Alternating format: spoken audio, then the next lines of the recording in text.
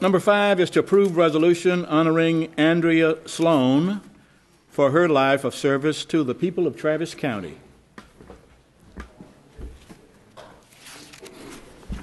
Good morning again, Judge Biscoe and members of the court. Morning. I want to thank you for bringing up this item and sponsoring it on the agenda. I particularly want to thank Commissioner Doherty, who not only agreed to sponsor the item when I asked him about it, but made a very nice phone call to me when he heard about Andrea's passing and expressed his personal condolences, which meant a lot to me. Thank you. Judge, if you wouldn't mind reading the resolution. Okay. And then I have a couple of remarks to make, and I think there's some other speakers who want to be heard. It reads, whereas Andrea Sloan was born on January 23rd, 1968, and graduated from high school in Tyler, Texas, one of the most outstanding cities in the state of Texas, I should add. A lot of outstanding individuals have been born and reared there. Whereas Andrea attended the University of Texas at Austin, earning a Bachelor of Arts in Government and a Juris Doctor degree, serving as a legislative aide to Representatives James Hury and Jen McReynolds during that time, whereas Andrea began practicing law while also serving her community through leadership roles in organizations like the Texas Freedom Network, the Texas Hill Country Ride for AIDS, and United Way of Central Texas, whereas in 2005 she was named Executive Director and General Counsel for the Texas Advocacy Project, where she oversaw a staff of attorneys providing free legal services to victims of domestic violence and sexual assault for almost a decade, whereas Andrea and the Texas Advocacy Project worked closely with the Travis County Sheriff's Office on community outreach and education programs regarding domestic violence awareness, whereas Andrea was diagnosed with ovarian cancer in 2006 and waged an inspiring struggle against the disease, living her joy-filled life while enlisting thousands of Andy's Army in an ongoing battle to reform the pharmaceutical industry's compassionate use policies. Whereas Andrea lost her battle with cancer on January 1, 2014, and Andrea's friends and family will celebrate her life in a memorial service to be held on Friday, January 31st. And whereas the people of Travis County and the entire state of Texas benefited from her extraordinary life and passionate commitment to, quote, serving up a bowl of justice, end quotes, as she liked to say.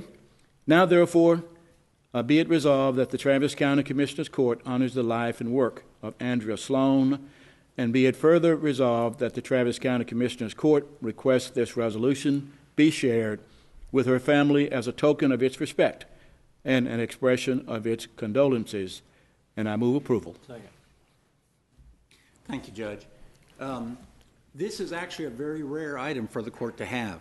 David Salazar and I looked, and we weren't exhaustive in our study, but we think the last memorial resolution adopted by this court was about a decade ago. So a memorial resolution really is an expression of somebody's ongoing and a very important contribution to the life of people in Travis County. And I think Andrea Sloan eloquently qualifies and fully qualifies for such a thing. As Judge Biscoe mentioned in the resolution, and as Jim Sylvester will speak to, Andrea worked very closely with our Sheriff's Office on community outreach and community education about very important issues. She was a joy to work with. She really took her citizenship very seriously and contributed a lot to her community. She also waged a personally very inspiring battle that really caught a lot of people up in its energy and optimism, and that battle is going to continue in a struggle to reform the compassionate use policies of our pharmaceutical industries. Just by the way of some metrics, there was a petition to try to get her the medicine that she needed that was signed by over 230,000 people around the world. There is a Facebook group called Andy's Army, which has over 15,000 members. So she really had a deep impact on a lot of people, and I think it's very appropriate for the court to consider and act on this memorial resolution. I know, Judge Biscoe, there are some other people who would like to speak too. We'll let Chief Sylvester speak while the others are coming forward. Judge Biscoe in the court. It's with a heavy heart that I'm here today to speak on this issue.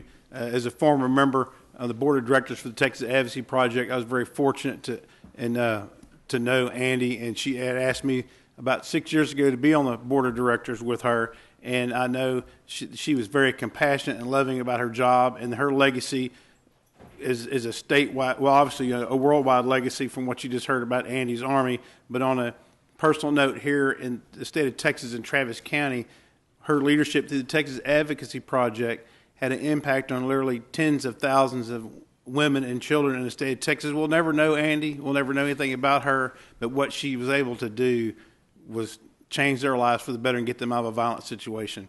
We're very fortunate to partner with her at the sheriff's office.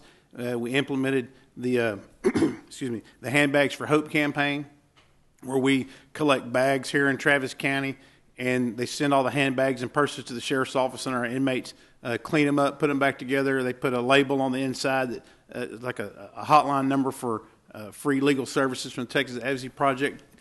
We were the hub of that for the entire state, and those purses, about 4,000, 5,000 handbags are sent out around the state of Texas every year. That was done right here in Travis County. The other thing that we've implemented is the football as a contact sport, love shouldn't be. I mean, that has just gone viral. We now have phone calls from all over the state of Texas, different school districts and high schools and junior highs want to be part of that program to bring domestic violence awareness campaign to their back door, to their neighborhood to make a difference. And we were looking for a place that could be a conduit to get that message out. Andy and the Texas Advocacy Project stepped up, and so now we have another brainchild coming right here from the community of Travis County being sent out around the state of Texas. And it couldn't have been done without her vision and her support to go to the board and say we need to get this done. And then also at the Capitol, we walked a few miles at the Capitol together working on legislative agenda items that were good legislation for domestic violence, bad legislation for domestic violence, killing those bills that need to be killed, and pushing things through to help the women and children of Texas of all age groups. And it was wonderful to be part of that. And I would be remiss if I didn't talk about this one issue. It wasn't mentioned in the proclamation, but she's quite the animal lover.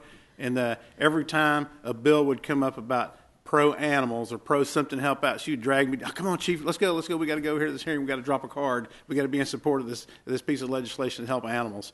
And so she was a huge animal lover, and it was quite funny watching her running down the hallway trying to find that piece of legislation for animal rights. And on top of everything else, it was a joy to know her. She'll surely be missed, and there's no doubt that she's left an impact on literally thousands of people in the state of Texas. My name is Michelle Wittenberg, and I was lucky enough to be Andrea's best friend, and I'm very fortunate to sit here with these gentlemen today who she adored. D. Sexteen. Sorry, this is my first try at this. Deese was one of the generals in Andy's army, and when he wasn't giving you the time that I know that he gives you, I've known Deese for 20 years, and doing a fabulous job for Travis County, he was giving Andy's army so much time on Facebook, tweeting, helped us get helped us get that word out across the state, but across the nation, and it did make a difference, not just for Andrea, and that's something that I think everybody should know about her. She was the best advocate I think anyone could ever have, whether you were her friend, whether you were her client at the Advocacy Project, because she was an incredible lawyer. But she was the best advocate anyone could have ever asked for reforming compassionate use policies. Yes, she wanted the drug for herself because she loved life more than anyone I have ever seen, ever, and I think that we ever will. But she wanted that for all people who would ever find themselves similarly situated. She felt so strongly about that, so we will continue that on her behalf. But in Chief Sylvester, she did think the absolute world of you. She loved working with you on any and everything, but especially for the good of TAP, the Advocacy Project, which I do think that she brought to new heights. And Dale was her good friend and served on the board of TAP also. And I just want to say that She felt embraced. She lived in Travis County in Austin for all of her adult life since she was 18 years old, with a brief little respite in Dallas.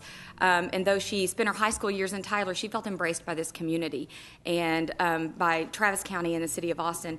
And she appreciated that because it was one thing that helped her to continue to propel her forward, feeling loved and embraced in a way that few of us will probably ever experience. And so thank y'all for doing this resolution, Deese.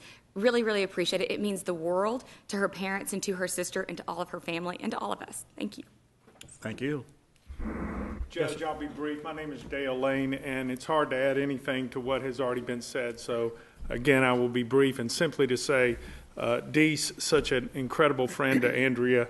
Michelle, clearly her best friend forever. There's no doubt about that. Michelle was there 24/7 for Andrea, not just during her care, but also helping her at the state capitol and walking the halls of Congress to try to push compassionate use reform. But you know, I'll just simply close with telling you about one thing that goes beyond to show about Andrea's passion for the things she did. She left a very lucrative private law practice to go into be the executive director of this nonprofit to benefit all of the citizens who were in those situations across the state. She did it with a love and a passion. There was one particular client in Bastrop who, one of the reasons why the woman would not leave the violent situation is because she needed dental work and had no teeth to go get a job, and she was embarrassed by that. Andrea drove out to Bastrop, took her to a dentist up in Waco. We were able to take care of all that. That was outside the scope of the legal services that we were providing and really was in her primary charge. Andrea was that kind of person. And I will simply say that, you know, many of you have heard this. We are measured on our tombstones. It will say, in this case, 1968, 2014, and it's what you do with the dash in the middle. And Andrea Sloan, we should all emulate the life she led. She was loved and she will be missed, but she will never be forgotten. And thank you very much, Court, for doing this, Commissioners. Thank you. Judge, Commissioner Gus Penny again, and I spoke to Michelle and made some comments. I want to thank the Lord for providing Andrea in our lives, because she was a great advocate for the women, well, not just the women, but everybody in East Austin needed an advocate. I met her at the legislative sessions a couple of times. I was impressed by her performances and speeches. I shook hands, and she wanted to know what I did in East Austin, and we told her we're working against gangs, violence, et cetera, and being a teen mom. But one of the things that I really wanted to say is this, that she helped out the single moms, veterans, single moms with children, and she was a proud advocate, and she wanted to know more about East Austin and say, okay, habla español, speak Spanish, and we'll take you there. And she did go with us a couple of times, and she's great. We'll miss her, and God bless you for that. Thank you. Thank you. Anybody else? Last call.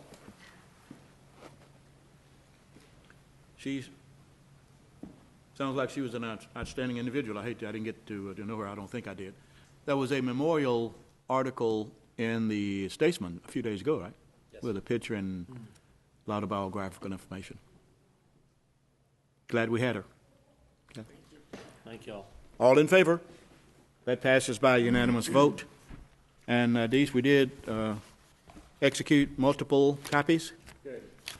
Thank you, Judge. And I understand we have one more commissioner that needs to sign them, and we'll get that done as quick as we can so that we can get these to the family. I appreciate everybody in the court for signing the multiple copies.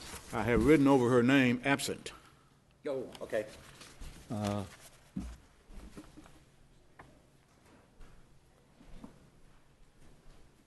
I'm not sure that she should sign this if she's not in court when we're sure going that way.